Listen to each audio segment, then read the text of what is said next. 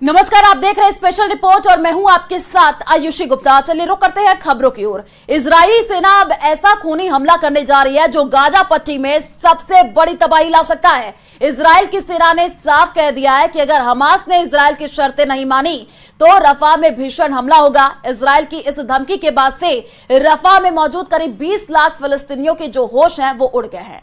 देखिए रिपोर्ट।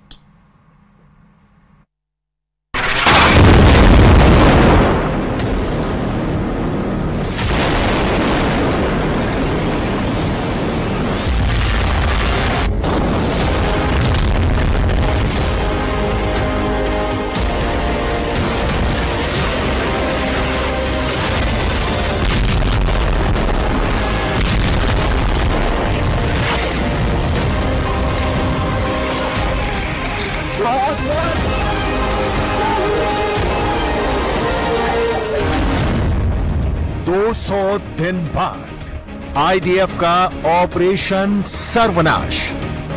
7 अक्टूबर 2023 के बाद से पूरा मिडिल ईस्ट जंग की आग में धधक रहा है। पीएम नेतन्याहू ने 200 दिन के युद्ध के बाद अब गाजा और रफा में ऐसा ऑपरेशन शुरू कर दिया है जो हमास के अंत के बाद ही रुकेगा। हैरानी की बात तो यह है कि अब गाजा युद्ध में 35,000 के करीब फिलिस्तीनी मारे जा चुके हैं। तमाम अंतर्राष्ट्रीय दबावों के बावजूद इजराइल के टॉप कमांडर गाजा पट्टी के दक्षिणी शहर रफा में जंग और तेज करने पर आमादा है। आप इसी से अंदाजा लगा सकते हैं इजराइल ने हमास का पूरी तरह से सफाया करने के लिए बहुत बड़ी तैयारी कर ली है।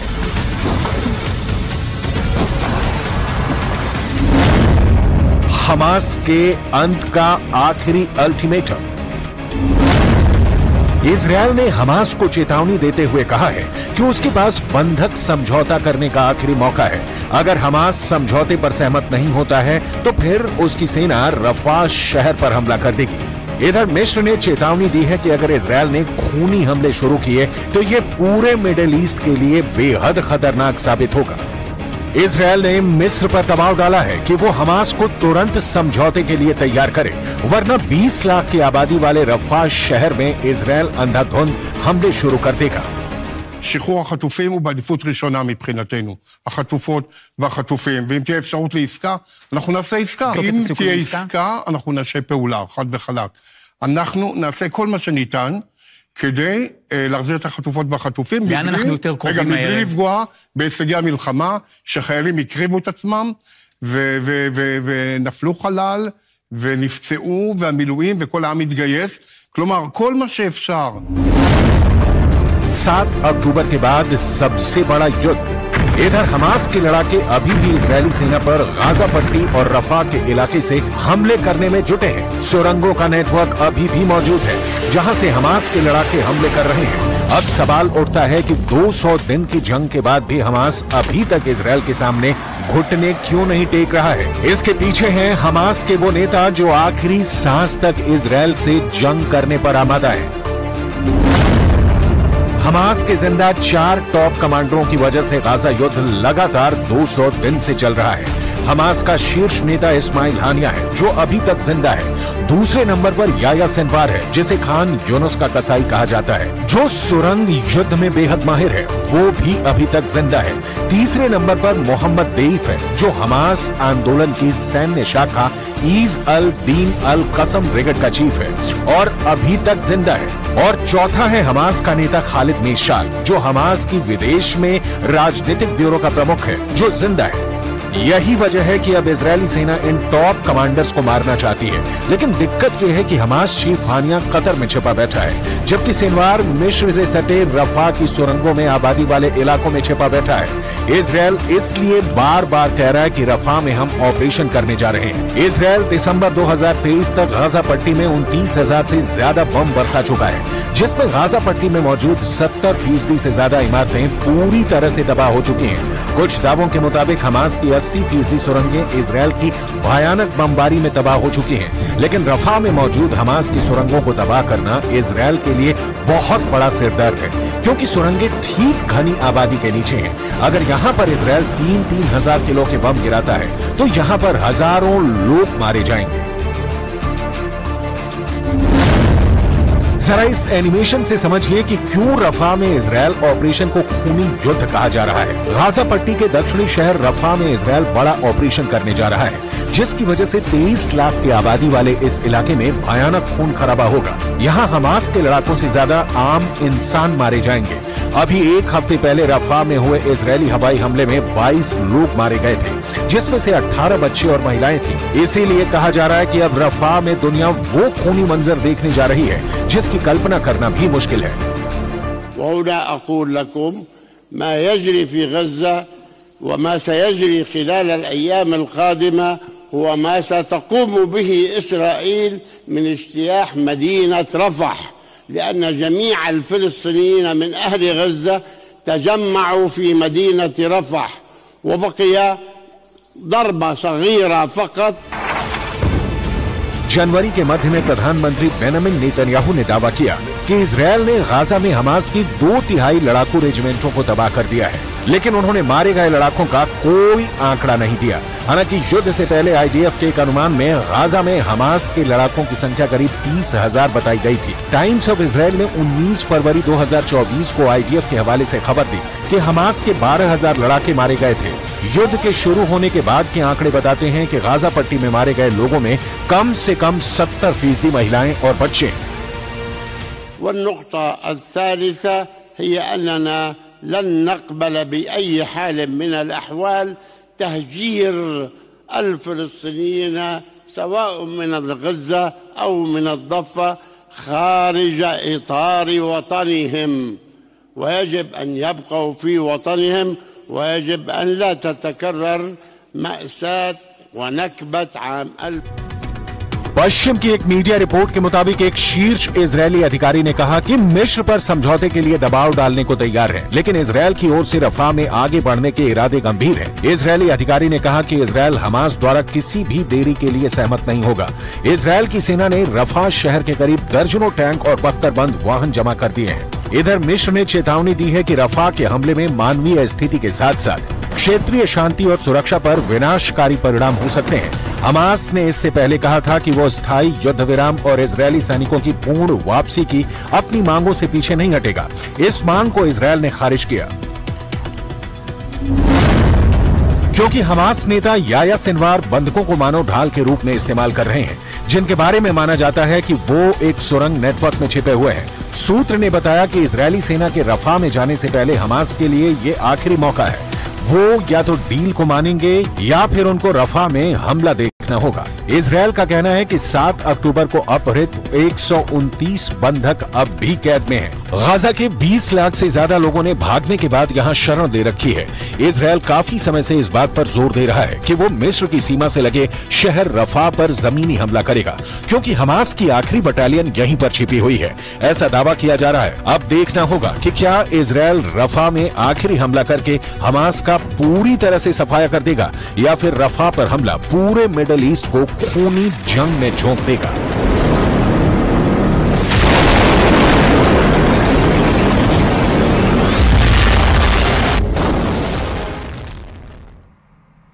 और चलिए रुक करते हैं अगली खबर की ओर। गाजा का युद्ध अब अमेरिका के लिए बड़ी फास्ट बन सकता है। अमेरिका के अंदर गाजा को लेकर के एक ऐसी जंग शुरू हो गई है जिसका अंदाजा बाइडेन को भी नहीं था। इस वक्त अमेरिका के कई शहरों में गाजा के नाम पर बड़ी टक्कर शुरू हो गई है।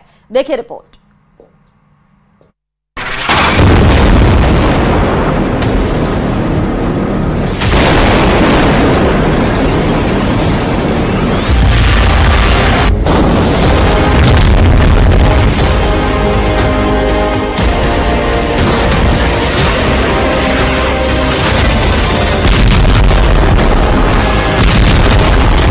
इजरायल का बम गाजा में फटता है,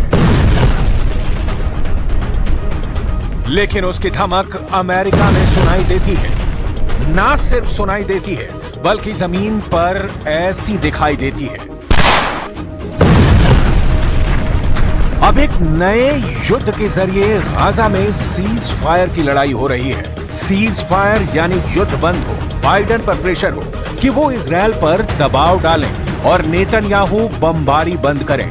अब इसे लेकर एक बड़ी जंग दुनिया के कई हिस्सों में शुरू हो चुकी है।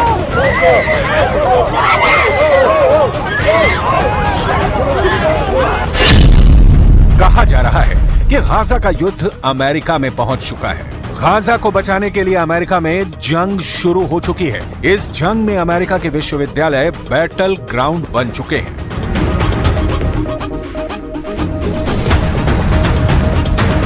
अमेरिका के कई शहरों में अलग अलग विश्वविद्यालयों के सैकड़ों स्टूडेंट गिरफ्तार हो चुके हैं। हथकड़ियां लगाकर सबको हिरासत में लिया जा रहा है। सड़कों और चौराहों पर प्रदर्शन हो रहे हैं।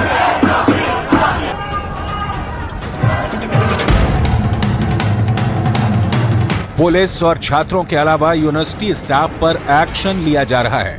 ये अटलांटा है और यहाँ पर छात्रों पर पुलिस की कार्रवाई की तस्वीरें विचलित भी कर सकती हैं। हंगामा और बवाल बहुत ज्यादा है। इनकी डिमांड है कि गाजा युद्ध रुके, पश्चिम एशिया में लगी आग बुझ This is insane. I just saw police use unnecessary violence for peaceful protesters. I saw police knock students to the ground. Clearly you see a bunch of arrests going on. People were pepper sprayed. This is a school. Like, why is this happening? हंगामा America के शहरों में जारी है। आग Israel की सड़कों पर भी लगी हुई है। एक तरफ अमेरिका का ओहायो है, दूसरी तरफ इजरायल की राजधानी तेल अवीव है। दोनों तरफ तनाव फैला है, दोनों तरफ फसाद जारी है, दोनों तरफ भीड़ अपने देश के पुलिस के साथ जूझ रही है।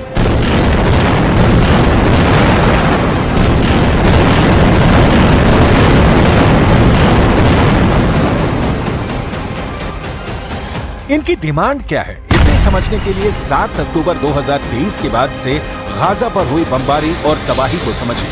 गाजा पर गिरे हर बम ने जान ली है। एक नहीं, दो नहीं, बल्कि हर बम ने 10-10 जान ली है।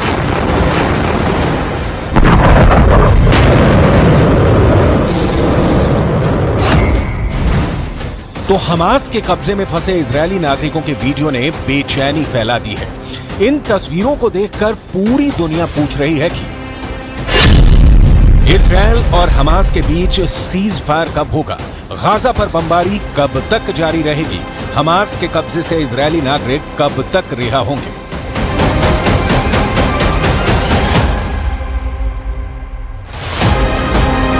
अमेरिका में यूनिवर्सिटी के स्टूडेंट ये युद्ध लड़ रहे हैं और पुलिस उन्हें रोकने के लिए केमिकल स्प्रे कर रही है।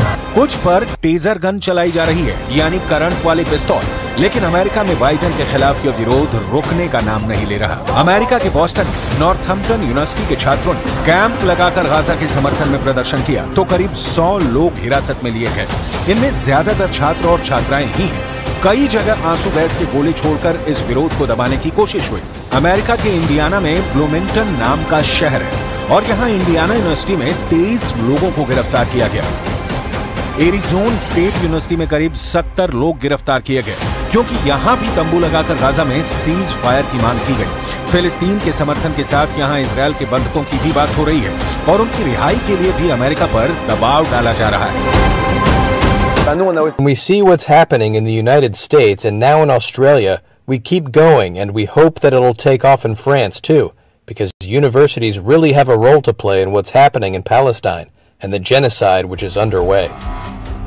सबसे बड़ी बात यह है कि पूरी आजादी के साथ अपनी आवाज उठाने के लिए जिस अमेरिका के लोकतंत्र की तारीफ की जाती है, वहां यूनिवर्सिटी के स्टूडेंट्स पर लाठी डंडे और आंसू गैस सब कुछ छोड़े जा रहे हैं। उनको गिरफ्तार किया जा रहा है। पिछले 10 दिनों में अमेरिका की Yale University, University of Southern California, Vanderbilt University और यूनिवर्सिटी ऑफ मिनेसोटा में काफी हंगामा हुआ है। इन विश्वविद्यालयों की इमारतों को प्रदर्शनकारियों ने घेर लिया।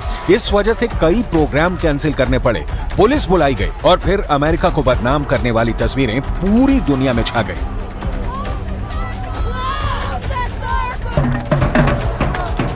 न्यूयॉर्क की कोलंबिया यूनिवर्सिटी में भी ऐसा ही प्रदर्शन हुआ और यहाँ 100 से ज्यादा लोगों को गिरफ्तार किया गया।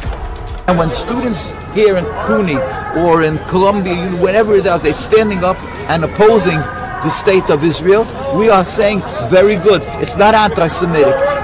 It should be it should be accepted in the world that when you are doing a crime to the people of Gaza, that it is unjust and their voices should be accepted, not they should be vilified and accused of anti-Semitism. अब यही हाल Canada में भी देखा गया, यही हाल Australia, Britain और France में भी देखा जा रहा है। ये वो देश हैं जिन्होंने गाजा में नॉन स्टॉप बमबारी को लेकर इजरायल का समर्थन किया है, यानी बम रफा कैंप में गिर रहा है और गुस्से के शोले पश्चिमी देशों में भड़के हुए हैं। डिमांड 3 है, गाजा पर बमबारी बंद हो, सीज फायर हो और बंधकों को छुड़ाया जाए। इस वक्त हमास के कब्जे में इजरायल के कई बंधक हैं, जिनको छुड़ाने के लिए इजरायल की सरकार पर भी प्रेशर बनाया जा रहा है। 200 दिनों से भी ज्यादा वक्त से बंधक बने केत सीगल और ओमरी मेरान का वीडियो हमास ने जारी किया है। יש לי זיכרונות מאוד מאוד יפים מפסח בשנה שעברה, שחגגנו כולנו ביחד, ואני מאוד מקווה שתהיה לנו לכולנו הפתעה הכי טובה שיכולה להיות. משפחתי היקרה, אני מתגעגע לכולכם. אבא, אחיי, אחותי, לישי אהובתי, רוני ואלמה, בנותיי היקרות. इन दोनों बंधकों की वीडियो के अलावा पहले भी हमास की तरफ से वीडियो आते रहे हैं और इजरायल में इसे लेकर गुस्सा बहुत ज्यादा है। तेल अवीव में मेन हाईवे को ब्लॉक किया जाना आम बात हो गई है। मुद्दा सिर्फ एक है, बंधकों को वापस लाने की डिमांड तेज हो रही है। 7 अक्टूबर को हुए हमास के हमले में इजरायल के 1200 लोगों की मौत हुई थी। करीब 250 इजरायली नागरिकों को बंधक बना लिया गया था। इसके जवाब में इजरायल ने गाजा पर लगातार बमबारी की, जिसमें करीब 35,000 लोगों की मौत हो चुकी है, जिसमें महिलाओं और बच्चों की तादाद ज्यादा है। हजारों लाशें अब भी मलबे में दबी हुई हैं। सवाल है कि गाजा में बचे आखिरी इलाके रफा पर लगातार बमबारी के बीच इजरायल अब क्या चाहता है? אם תהיה עסקה, אנחנו נעשה פעולה, חד וחלק. אנחנו נעשה כל מה שניתן כדי להחזיר את החטופות והחטופים, מבלי לפגוע בהישגי המלחמה, שחיילים הקריבו את עצמם, ונפלו חלל, ונפצעו, והמילואים, וכל העם התגייס. כלומר, כל מה שאפשר. गाजा के रफा से आया ये वीडियो देखिए। गाजा का ये रिफ्यूजी कैंप एक बड़ा मैसेज दे रहा है। मौत और खून खराबे के बीच यहाँ बच्चों का कोई खेल चल रहा है। जिस गाजा की आबादी करीब 20 लाख थी, वहाँ 85% लोगों का घर तबाह हो चुका है। लोग अब दक्षिणी गाजा में एक छोटे से हिस्से में रहने को मजबूर है। कोई तंबुओं में रह रहा है तो कोई बमबारी से तैयार हुए खंडहरों के बीच सिर छुपाने को मजबूर है। और चलिए रुक करते अगली खबर की ओर। रूस ने यूक्रेन पर एक ही रात 34 मिसाइलों से हमला कर दिया। पुतिन की फौज ने यूक्रेन के 4 पावर प्लांटों को तबाह किया है। पुतिन का यह गुस्सा यूक्रेन की एक मिसाइल को लेकर के भड़का है, जो उसे अमेरिका ने ही सप्लाई की थी। देखिए रिपोर्ट।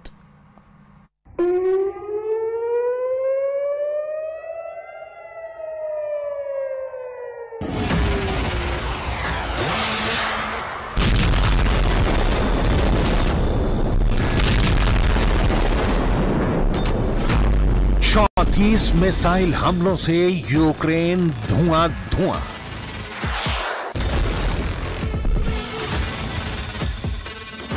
रूस का यूक्रेन पर बहुत बड़ा अटैक।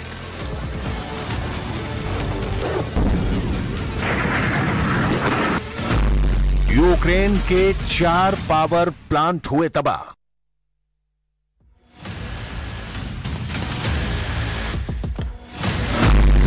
ये पुतिन का क्रोध है। यूक्रेन से आई बर्बादी की ये तस्वीरें ही बताने के लिए काफी हैं कि पुतिन किस कदर गुस्से में है। इसीलिए पुतिन ने एक बार फिर अपने तोपखाने का मुंह खोल दिया है। पुतिन की मिसाइलें गरज रही हैं। पुतिन की मिसाइलों ने यूक्रेन में त्राहिमाम मचा कर रख दिया है। इसीलिए 1 नहीं, 2 नहीं, 3, 4, 5 नहीं, बल्कि एक ही रात में पुतिन ने 34 मिसाइलों का रुख यूक्रेन की ओर मोड़ दिया। यह हमला इतना बड़ा था कि यूक्रेन को पहली बार में तो समझ में ही नहीं आया कि मुकाबला करें या इस हमले से बचें। जब तक यूक्रेन के फौजी कुछ फैसला ले पाते, तब तक मिसाइलों ने यूक्रेनी ठिकानों को तबाह कर दिया था। हालांकि रूस के हमले के बाद यूक्रेन की सेना ने यह दावा किया कि उन्होंने रूस की 21 मिसाइलों को नष्ट कर दिया। सिर्फ 13 मिसाइलें ही यूक्रेनी ठिकानों को निशाना बना पाई। हमले के बाद पावर सप्लाई से जुड़ी यूक्रेन की कंपनी DTEK ने कहा कि रूसी हमले में ऊर्जा संयंत्रों में कई लोग घायल हुए हैं। दक्षिण पूर्वी नीप्रोपेट्रोव्स्क इलाके में 2 पावर सप्लाई प्लांट प्रभावित हुए हैं। पश्चिमी लीव और इवानो फ्रैंकोविस्क इलाकों में भी हमलों की खबर है। यूक्रेन के दूसरे सबसे बड़े शहर खार्किव में मिसाइल हमलों में एक मनोरोग अस्पताल क्षतिग्रस्त हो गया, जिसमें एक व्यक्ति घायल हो गया। घटनास्थल की तस्वीरों में अस्पताल के पास एक बड़ा गड्ढा और गलियारों में शरण लेते मरीज दिखाई दे रहे हैं। इलाके के गवर्नर ओले सिनुहोबो ने रूसी हमले की पुष्टि के साथ ही ये भी कहा कि हमले में 53 साल की एक महिला को चोट लगी है, जिसका इलाज जारी है। І ракет для хаймарсів до необхідної ППО і техніки. यूक्रेन का रूस पर जवाबी हमला। इस बीच यूक्रेन ने भी रूस पर काउंटर अटैक कर दिया, लेकिन एक साथ रूस के दक्षिणी कास्त्रोडार इलाके में 60 से अधिक ड्रोनों से हमला कर दिया। कास्त्रोडार इलाके के गवर्नर वेनियामिन कोंद्रतयेव ने कहा कि यूक्रेनी बलों ने एक तेल रिफाइनरी और बुनियादी सुविधाओं को निशाना बनाया, लेकिन कोई हताहत या गंभीर नुकसान नहीं हुआ। इस बीच खबर यह भी है कि यूक्रेन के हमले में स्लावयान्स्क तेल रिफाइनरी में आग लग गई। यूक्रेनी ऊर्जा मंत्रालय ने शनिवार को कहा कि रूस के कास्त्रोदार क्षेत्र में इलस्की और स्लावयान्स्क तेल रिफाइनरियों पर हमला किया गया था। यूक्रेनी ड्रोन ने रात को कुश्चेवास्क सैन्य हवाई क्षेत्र को भी निशाना बनाया, लेकिन रूस का दावा है कि यूक्रेन के ज्यादातर ड्रोन को रूस की वायु रक्षा